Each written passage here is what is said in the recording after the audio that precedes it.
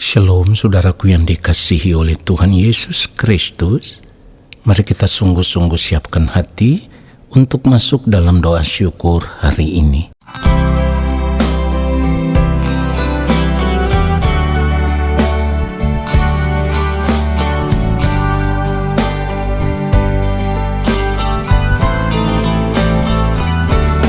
Dengan apakah seorang muda mempertahankan kelakuannya bersih dengan menjaganya sesuai dengan firman-Mu.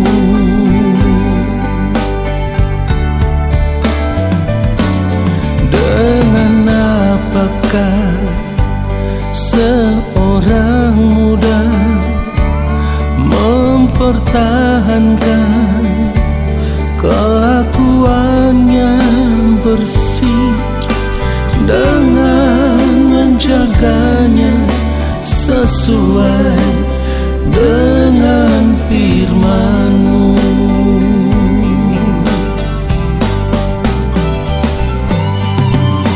Dalam hatiku aku menyimpan janji-Mu, supaya aku jangan berdosa terhadap Engkau.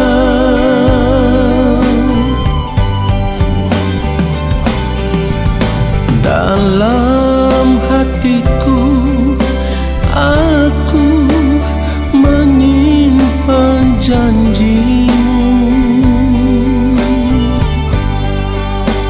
supaya aku jangan berdosa terhadap Engkau.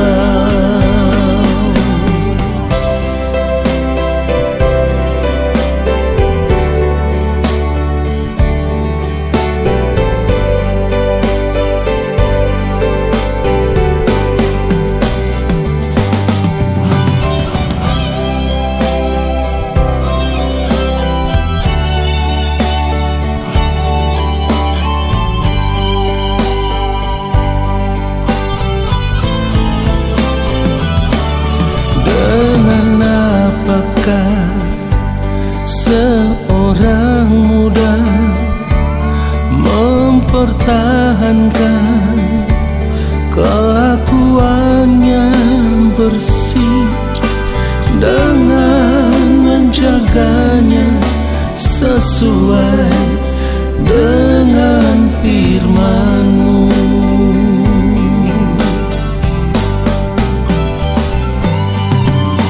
Dalam hatiku aku menyimpan janji-Mu,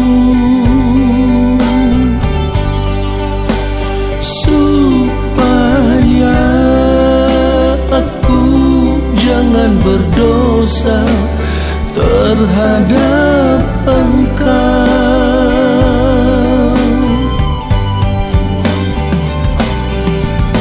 Dalam hatiku aku menyimpan janji-Mu,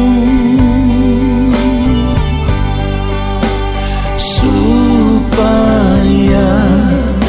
aku jangan berdosa terhadap Engkau. Supaya aku jangan berdosa terhadap Engkau.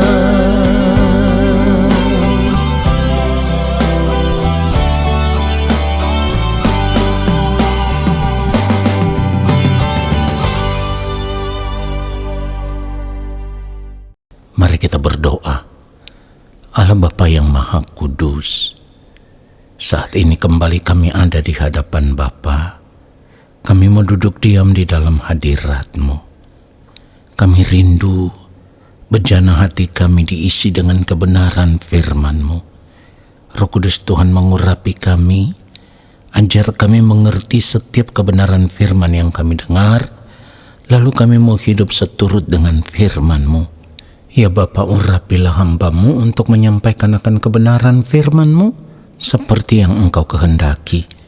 Di dalam nama Tuhan Yesus Kristus kami berdoa. Amin.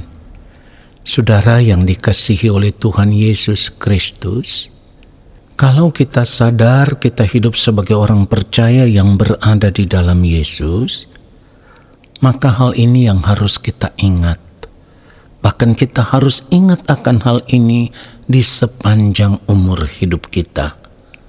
Yang perlu kita ingat adalah berada di dalam Yesus.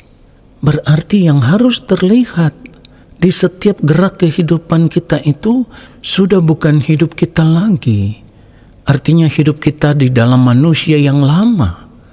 Ketika kita berada di dalam Yesus, berarti yang harus terlihat dari kehidupan kita adalah hidupnya Yesus. Ingat, kalau kita berada di dalam Yesus, berarti kita harus menyadari seperti yang firman Tuhan katakan, hidup kita itu tersembunyi bersama dengan Kristus di dalam Allah. Saudara perhatikan itu. Kalau hidup kita tersembunyi bersama dengan Kristus di dalam Allah, itu berarti hidup kita harus benar-benar ada dalam keadaan kudus, tidak bercacat, tidak bercelah. Saudara perhatikan itu. Firman Tuhan katakan di dalam Kolose 3 ayat 3, sebab kamu telah mati dan hidupmu tersembunyi bersama dengan Kristus di dalam Allah. Saudaraku, kalau kita ada bersama dengan Kristus di dalam Allah, berarti hidup kita harus benar-benar bersih. Allah itu kudus, kita harus kudus. Karena seperti yang firman Tuhan katakan, kuduslah kamu sebab aku kudus. Jadi sekalipun kita mengaku diri kita ini orang Kristen, orang percaya, kita mengaku diri sebagai anak-anak Tuhan, tetapi kalau kita masih tetap hidup di dalam dosa, kita tidak menjaga kesucian hidup kita, tidak menjaga kekudusan hidup kita, itu artinya kita tidak berada di dalam Yesus. Dan dengan demikian kita juga tidak berada di dalam Allah. Karena seperti yang firman Tuhan katakan, kita tersembunyi bersama dengan Kristus di dalam Allah. Jadi bagaimana mungkin kita mengaku berada di dalam Kristus, tersembunyi di dalam Allah, tetapi kita masih hidup berbuat dosa? Itu artinya kita berdusta di hadapan Allah. Yang harus kita ingat, Allah tidak bisa menyatu dengan segala sesuatu yang tidak kudus. Allah tidak bisa menyatu dengan dosa. Ingat, ketika manusia pertama jatuh di dalam dosa, Allah mengusir mereka. Karena manusia sudah tidak lagi berada dalam keadaan yang benar-benar kudus, yang benar-benar sempurna. Saudaraku, ini hal serius yang harus kita perhatikan. Jangan hanya mengaku diri sebagai orang percaya berada di dalam Yesus, tetapi kita masih tetap berbuat dosa. Saudara, seperti yang sudah sering kali saya katakan, orang percaya yang terus hidup berbuat salah, berbuat dosa, ia mempermainkan Allah. Padahal firman Tuhan katakan, Allah tidak membiarkan dirinya dipermainkan. Saudaraku, kenapa kita tidak gentar ketika kita membaca kebenaran firman Tuhan ini? Kalau firman Tuhan katakan Allah tidak membiarkan dirinya dipermainkan, artinya Allah tidak kompromi dengan dosa. Sekalipun kita mengaku diri orang Kristen, orang percaya, anak-anak Tuhan, tetapi kalau kita tetap hidup di dalam dosa, ingat firman Tuhan katakan upah dosa ialah maut. Ini yang harus kita ingat, saudaraku. Orang yang masih hidup di dalam dosa itu artinya ia selalu melanggar hukum Allah. Karena dosa itu adalah pelanggaran hukum Allah. Firman Tuhan katakan 1 Yohanes 3 ayat 4, setiap orang yang berbuat dosa melanggar juga hukum Allah. Sebab dosa ialah pelanggaran hukum Allah. Jika demikian saudaraku, bagaimana mungkin kita bisa mengaku kita berada di dalam Yesus, kita tersembunyi bersama dengan Yesus di dalam Allah? Saudara dengar ini, kalau kita hidup sebagai orang Kristen atau orang percaya, lalu kita tetap hidup berbuat dosa, itu artinya kita berdusta di hadapan Allah. Sebab kalau kita berada di dalam Yesus, tersembunyi di dalam Allah, maka hidup kita harus benar-benar suci, kudus, tidak bercacat, tidak bercela. Saudara perhatikan itu. 1 Yohanes 3 kalau kita membaca ayatnya yang kelima dikatakan, dan kamu tahu bahwa ia telah menyatakan dirinya, supaya ia menghapus segala dosa, dan di dalam dia tidak ada dosa. Saya ulang kalimat terakhir, dan di dalam dia tidak ada dosa. Artinya dan di dalam Yesus tidak ada dosa. Jadi kalau kita mengaku kita berada di dalam Yesus, itu artinya di dalam seluruh kehidupan kita juga sudah tidak boleh ada dosa lagi. Harus kita ingat di sepanjang umur hidup kita. Kalau kita masih tetap hidup berbuat dosa, itu artinya kita tidak bisa diselamatkan di dalam Yesus. Sebab di dalam Yesus tidak ada dosa. Apapun alasan kita, saya katakan sekali lagi, apapun alasan kita, kita sudah tidak boleh lagi hidup berbuat dosa. Jadi mari perhatikan cara hidup kita. Kita jaga hidup kita supaya tidak ada lagi dosa yang kita lakukan. Mulai dari gerak pikiran kita, sikap kita, tindakan kita, perkataan kita, ya, perbuatan-perbuatan kita, semuanya harus kita jaga. Saudaraku, sampai kepada hal yang paling sederhana. Misalnya, kita sering bercanda dengan teman, tetapi di dalam candaan itu ada kebohongan-kebohongan yang kita lakukan. Ya memang bohongnya itu bukan benar-benar bohong, tetapi hanya candaan. Tetapi ingat, sebagai anak-anak Allah, sekalipun itu hanya candaan, kita tidak boleh bercanda dalam bentuk berbohong. Tidak boleh, saudaraku. Apapun bentuknya, kebohongan itu kan sama dengan dosa. Perhatikan ini. 1 Yohanes 3 ayat 8 dikatakan, barang siapa yang tetap berbuat dosa berasal dari iblis. Sebab iblis berbuat dosa dari mulanya. Untuk inilah anak Allah menyatakan dirinya supaya ia membinasakan perbuatan-perbuatan iblis itu. Jadi kalau kita tahu kebohongan itu sekecil apapun itu, tetapi kalau kita sadar kebohongan itu berasal dari iblis, itu artinya tanpa sadar kita membiarkan diri kita dipakai oleh iblis untuk berbohong, sekalipun itu candaan. Jadi mari kita sadar betapa liciknya iblis untuk menarik orang percaya jatuh di dalam dosa. Iblis bisa melakukan itu dari hal yang paling kecil sekalipun, saudaraku. Kita bisa menganggap hal itu biasa karena kita anggap kita bercanda dengan teman, tetapi hal itu tidak berkenan di hadapan Allah. Jadi ini yang harus kita ingat di sepanjang hari hidup kita. Candaan sekalipun, tetapi kalau itu bohong, itu artinya kita ditipu oleh iblis untuk melakukan dosa yang kita anggap, ini bercanda, ini biasa, ini tidak apa-apa. Tidak seperti itu, saudaraku. Karena kalau kita mengaku diri sebagai anak-anak Allah, artinya kita ada di dalam Yesus, bersama dengan Yesus kita tersembunyi di dalam Allah, hidup kita harus benar-benar sempurna. Karena Bapa di sorga itu adalah Allah yang sempurna. Itulah kenapa Tuhan Yesus katakan begini, karena itu haruslah kamu sempurna sama seperti Bapamu yang di sorga adalah sempurna. Artinya kalau kita tidak menjaga hidup kita tetap ada dalam keadaan yang sempurna di sepanjang hari-hari hidup kita, kita tidak layak menjadi anak-anak Allah, saudaraku.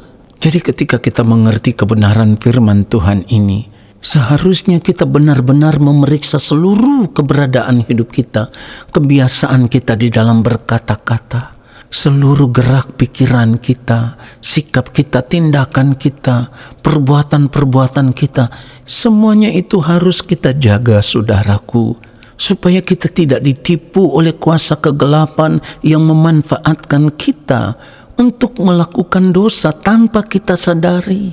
Itulah kenapa seringkali saya katakan, dan ini harus kita ingat, setiap gerak kehidupan kita, apapun yang kita lakukan di dalam kehidupan kita, di sepanjang hari-hari hidup kita, bila semuanya itu tidak tepat, tidak sesuai dengan pikiran dan perasaan Allah Bapa di sorga, maka hal itu sama dengan kita berbuat dosa di hadapan Allah.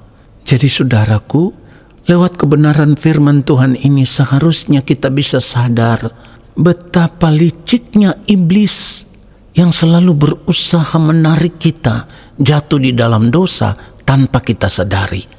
Oleh karenanya, jangan memandang dosa itu hanya perbuatan-perbuatan pelanggaran moral umum yang selama ini kita tahu.